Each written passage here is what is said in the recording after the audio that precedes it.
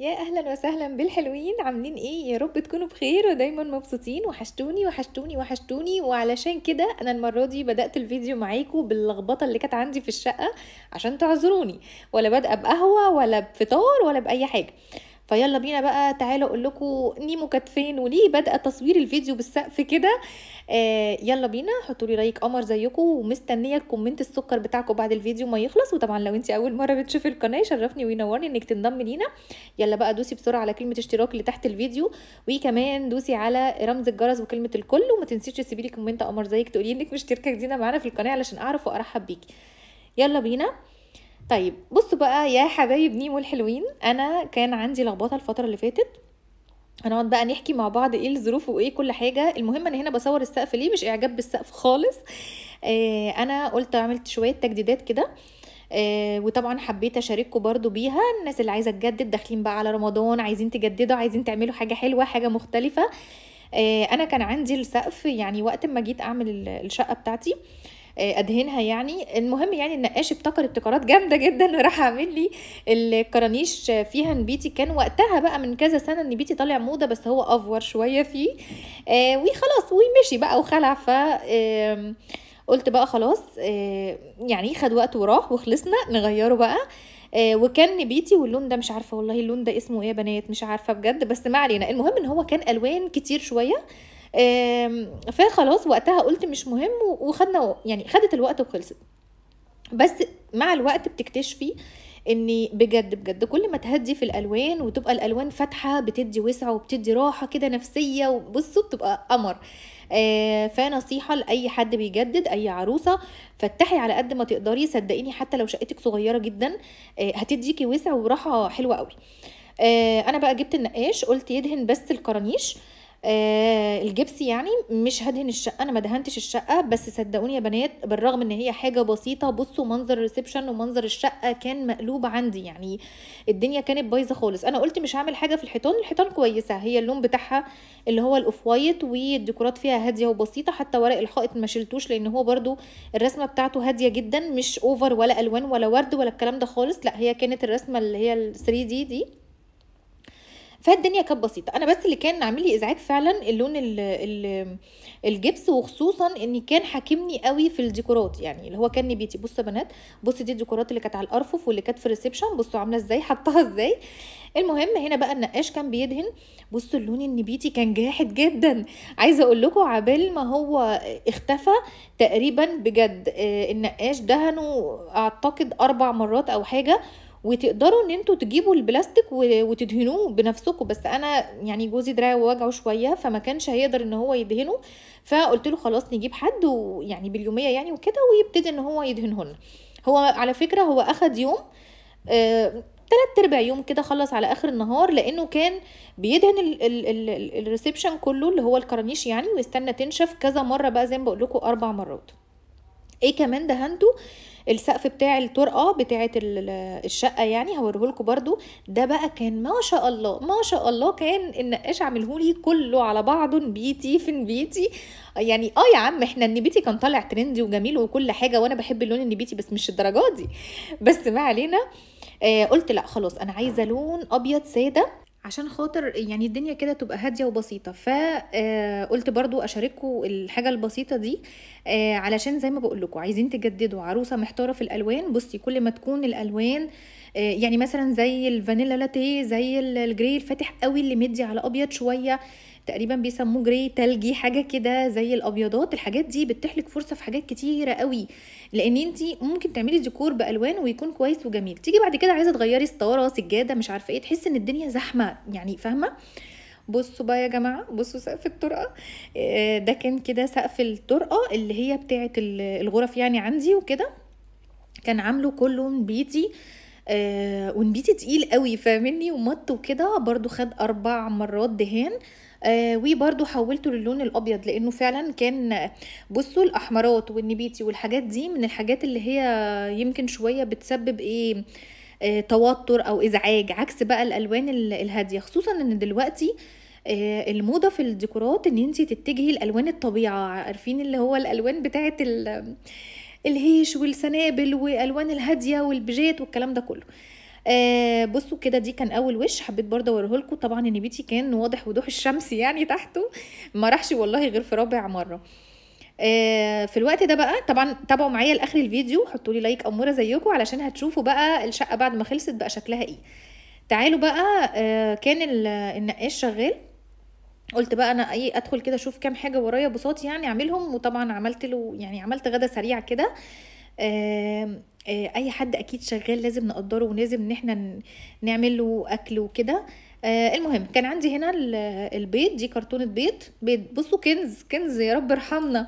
يعني البيض دلوقتي بقى اللي عنده يبقى من الاثرياء، والله مش عارفه اقول ايه، بس بجد ربنا يرحمنا وربنا يعين كل اب اسره بينزل علشان يجيب لقمه العيش، حقيقي حقيقي، لان الغلو اللي احنا فيه بقى لا بقى حاجه صعبه وغير محتمله. المهم كنت بفضي كده الكرتونه بتاعه البيض، بنحرص بقى البضايه بشيء وشويات يا جماعه. في العلبه دي حلوه قوي يا جماعه، ده انا حتى عايزه اجيب منها واحده تاني، علشان لو يعني كان عندي اكتر من كرتونه ولا حاجه. بتبقى حلوه بقى في ايه، ان انت بتحفظي البيض اولا مش بياخد مكان، والباقي بيتحط في اللي هو الاماكن المخصصه للبيض اللي في الباب التلاجة. تاني حاجه يعني مش بيسبب اي فيروسات اي حاجه والكلام ده كله، لاني غلط نغسل البيض، ده اللي انا يعني قريته على النت قبل كده. فالاول كنت بغسله، دلوقتي لا. فقلت احسن حاجه ان انا احطها ايه، احفظها في العلبه دي. برضو في نفس الوقت قلت اشغل نفسي كده، يعني هم شغالين بره في الريسبشن، وانا ايه كان عندي كام قالب سمنه كده بلدي قلت اسيحه. بس المقطع الاخير ما جاش، مش عارفه ليه. المهم يعني ان انتوا بتحطوها على النار وتوطوا العين وتفضلوا كده، ده طبعا للعرايس الجداد، لحد ما تلاقوا المرته دي. عارفين ايه هي المرته يا بنات؟ اللي هو البتاع الابيض اللي فوق ده.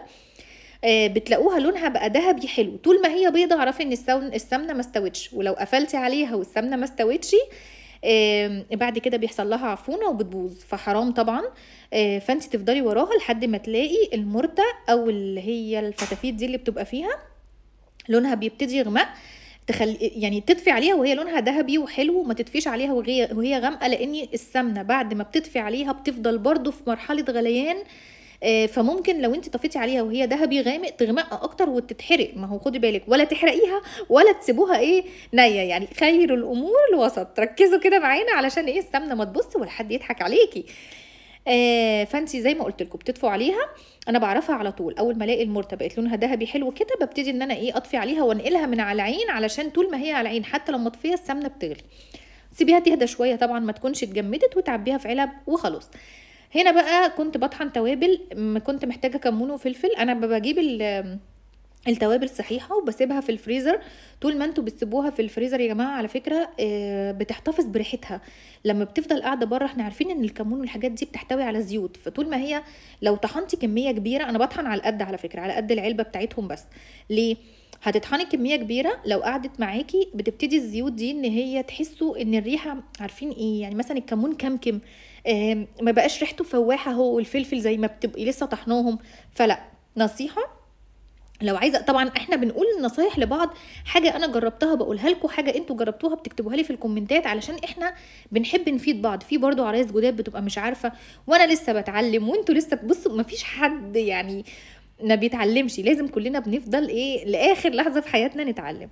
المهم، فاللي انا اتعلمته بقى او اللي انا بحب اعمله ان انا بجيب التوابل.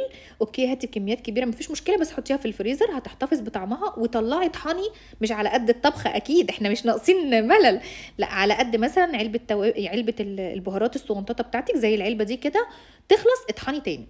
المطحنه دي تقريبا اسمها مودكس، ونوعها يعني ما شاء الله حلوه جدا جدا، وكنت جايباها من بيتك على فكره وكانت حلوه قوي.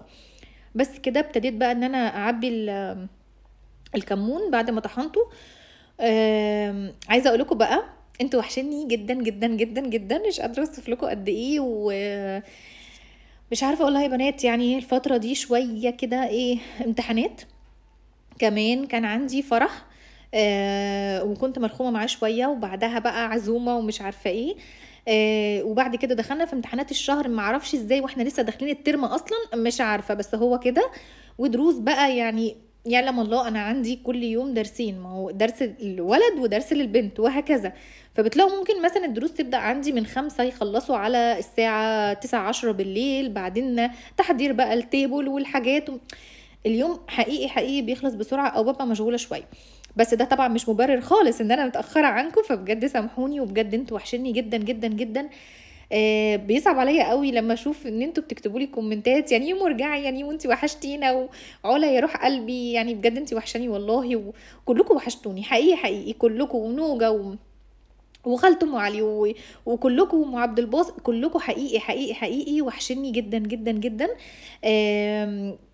يعني واماجي واماني بصوا انا مش عايزه انسى حد، بس انتوا اكيد عارفين ان انا عارفاكم كلكم، فربنا يخليكم ليا يا رب، وما يحرمنيش ابدا من سؤالكم عليا ابدا. بصوا بقى جيت اعمل لحمه، بسلق اللحمه انا يعني مش طريقه يعني في سلق اللحمه، بس بشاركها معاكم. بصوا انا بحب احط حته سمنه بلدي صغنطوطه، وبدي للحمه كده صدمه من الناحيتين، لان الطريقه دي بتعمل ايه بقى، بتخلي اللحمه تحتفظ عارفين يا بنات الميه بتاعتها او العصاره اللي جواها، فتيجي تاكليها تلاقيها طريه، مش ان هي تفقد كل الميه بتاعتها في الشوربه فتحسيها يعني ناشفه شويه كده معاكي. والوش اللي انا ببقى بحمره بديله رشه صغنطوطه فلفل اسود، واقلب على الناحيه التانية وادي رشه وكده. طبعا بقى بننزل بالحاجات بتاعتها. بنزل بجزر، بس انا تقريبا ما كانش عندي جزر في الفيديو ده اصلا. المهم يعني بنزل بيه، لو في جزر يا سلام، قطعي جزرايه كده نصين او يعني 4/4 كده. بصلايه، ورق لوري، لو في حبهان حطي فص او 2. طبعا ما بحطش بهارات خالص، ما بحطش الكلام ده، علشان انا بحس يعني انا بحب احس بطعم الاكل، انتوا عارفيني. التكتير البهارات ده حاجه مش حلوه ابدا، لان انت بتبقي بتاكلي بهارات، فين طعم اللحمه، فين طعم الفراخ، فين طعم الشوربه. لا احنا بنحط الحاجات المعقوله زي ما بقول لكم، فص حبهان او فصين وكم واحده ورق لوري، نحط بقى بصلايه، طماطمايه، جزرايه، عندك كرفس، اوكي. الحاجات دي فعلا بتدي طعم حلو ومميز للشوربه، وبتبقى جميله جدا. عايزه اقول لكم بقى انا اشتريت مشتريات حلوه قوي قوي، ان شاء الله هتعجبكم. هشارككم بجزء منها المره دي، وكمان الفيديو الجاي مشتريات بقى للديكور والكلام ده كله. كمان هنزل بقى علشان عايزه اجيب شويه حاجات للبيت، وطبعا هشارككم الفيديو ده علشان خلاص رمضان قرب، كل سنه وانتم طيبين، ويعني دايما يا رب تكونوا في صحه وسعاده وفرحانين ومبسوطين. فقلت برضو اشارككم الفيديو ده علشان خاطر اللي عايزه تنزل تجيب حاجه لرمضان، ده خلاص على الابواب، ده اذا كنتوا لسه ما جبتوش لحد دلوقتي. نشوف ايه العروض فين، العروض موجوده فين، لاني اعتقد ان احنا في التوقيت اللي احنا فيه ده يعني يفضل ان انتوا هاتوا من الاماكن اللي بتبقى عامله عروض. في على فكره كذا ابلكيشن بيبقى على النت ممكن تنزلوه، بيعمل عروض وكمان توصيل فري، اتجهوا للحاجات دي. في مثلا ان انتوا تشوفوا العروض في كارفور، العروض في يعني فهمني الاماكن المختلفه، بلاش تجيبوا من اي سوبر ماركت، لاني ممكن انت يعني تنظري لحاجه تقولي ده فرق 2 جنيه ولا 3 جنيه ولا مش عارفه ايه. هو بصرف النظر عن ان بيكون في عروض كويسه جدا في اماكن وفي يعني في اي ابلكيشن على النت، بس 2 جنيه على 2 جنيه على 2 جنيه، ما انت هتوفري يعني. احنا بصوا في عرض اي حاجه يا جماعه. فهنزل اشارككم طبعا الفيديو ده، وعلى فكره لو لقيت عرض في اي ابلكيشن برضو هقول لكم عليه. طبعا دي حاجه انا ماليش علاقه ولا هستفاد بيها حاجه، بس عشان تستفادوا منه وتنزلوه يعني انتوا اولى، فاهميني؟ انتوا كمان لو في عروض في حته قولوا لي يا جماعه، ماشي؟ ما تنسونيش. بصوا بقى هنا حطيت حبه فلفل اسود، لو انتي مش بتحبي تحطي في الشوربه الفلفل الاسود المطحون تقدري تحطي فلفل اسود حب عادي يعني. في ناس طبعا هتقولي طب يا نيمو لما تيجي تشيلي الشوربه او تطبخي بيها هتعملي ايه في الحاجات دي؟ انا بصفيها يعني، انا اما باجي اطبخ بصفي الشوربه بقى من البصل والجزر والكلام ده كله، بس بجد بيبقى طعمها حلو، وبتبقى اللحمه اخدت زي لون ذهبي كده حلو، وحقيقي حقيقي بيبقى طعمها حلو جدا. بصوا هنا كنت بقطع بقى الطماطم. كمان عايزه اقول لكم كنت مختفيه في ايه تاني الفتره اللي فاتت. غير ان انا جددت بقى اللي هي الالوان دي عندي، وطبعا دي حاجه والله بجد ان انتوا تعملوا حتى لو حاجه بسيطه بتلاقوا الدنيا والشقه اتكركبت ومحتاجه تتمسح. وطبعا انا العفش موجود، نقلته شويه، بس هو نزل عليه شويه نقط دهن وقعدت انضفها، حوار بس كده اريح يعني، كده اريح للعين. هتشوفوه معايا في اخر الفيديو الشكل بقى ايه. جددت كمان الكافي كورنر عندي، وطبعا صورته لكم. برضو هينزل لكم ان شاء الله، مش عارفه تقريبا ممكن يكون الفيديو الجاي برضو. انا كنت حاسه ان هو صغير ومش شايل حاجه، فشيلته وجددته خالص وجبت بقى حاجات جديده وارفف جديده وكده يعني. بجد شكله اختلف وبقى اريح كتير وعملت فيه فكره كده يعني هتريحكم، وقلت برضو اعرضها لكم قبل رمضان علشان كتير قوي منكم بيحب يكون عامل زي جزء كده او كافي كورنر صغير بقى، مشروبات ومش عارفه ايه. مش شرط للقهوه طبعا، لاي مشروبات عشان رمضان والعزومات وكده، فهشارككم بيه ان شاء الله، وشويه تجديدات كده ان شاء الله ان شاء الله هتعجبكم. المهم سبت بقى اللحمه، وطبعا توطي العين خالص على اللحمه عشان ما تشربش الشوربه يبقى طعمها وحش. وتعالوا شوفوا بقى التجديد بتاع الريسبشن. بصوا طبعا انا لسه هنزل بفيديو الديكورات بقى لما رصيناها مع بعض والحاجات الجديده، بس انا قلت اوريكم الشكل اختلف يا جماعه 180 درجه، بقى حلو جدا. بصوا الرقه والقمر بجد يعني، حقيقي حقيقي احلى حاجه انك تعملي السقف والكرانيش الجبس والكلام ده ابيض، هو ابيض مفيش غيره. لاني بيبقى هادي وبسيط ويتيح لك الفرصه انك تعملي ديكورات على الحيطه، ما يبقاش فيه الوان في السقف والوان في الحيطه والوان في العفش والوان في الستاير وفي السجاجيد. ايه كم الالوان دي؟ لا حقيقي كانت بجد كان الموضوع مأزمني وكانت عيني وجعاني لدرجه اني ما قدرتش استنى اصلا لما الولاد يخلصوا امتحانات. قلت لا خلاص انا هغير لونه، وقلت لجوزي معلش بقى ويلا ايه نغير اللون. طبعا قوي الملاحظه اللي فيكم خد باله ان في تجديد تاني في الريسبشن اتعمل، صورته لكم والله وصورت لكم كل حاجه، بس ايه هتشوفوها معايا الفيديو جاي، لا بجد هتعجبكم. بصوا بقى هنا كان السقف بتاع الطرقه، شايفين الكياته، شايفين الهدوء يا جماعه، بجد اختلف حقيقي اختلف. وبالرغم من الدربكه اللي حصلت واليوم اللي كان تعب، بس لا انا كنت مبسوطه جدا وفرحانه. تعالوا بقى جبت حاجه صغنطوطه من ضمن المشتريات، قلت اوريها لكم ونكمل معاكم باقي المشتريات الفيديو الجاي. بصوا المرايه دي انا تقريبا اخر واحده في مصر اجيبها، دي المرايه اللي هي كوبي ايكيا. المرايه دي نازل منها انواع كتير جدا. دي البلاستيك هو كده، هو بلاستيك ابيض، وفي منها الجولد، في بقى منها نفس الشكل بيتباع، عشان بس تاخدوا بالكم لو هتشتروا بيبقى بلاستيك رديء كده، بتبقى عارفين اللي هو زي ايه كوبي بس مش حلو خالص.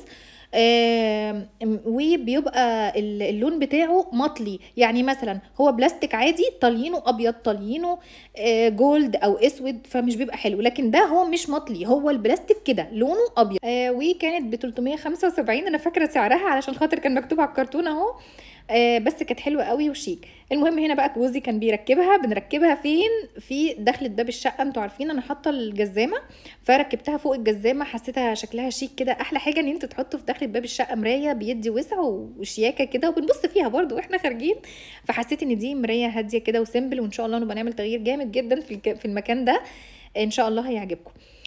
بس كده يا حلوين، ده كان الفيديو بتاعي، يا رب يا رب يكون عجبكم وتكونوا استفدتوا منه. عايزاكم تنتظروا فيديوهات التجديد اللي جايه، جددت حاجات حلوه قوي هتعجبكم وهتستفادوا منها. ما تنسوش اللايك. اشوفكم على خير، مع الف سلامه.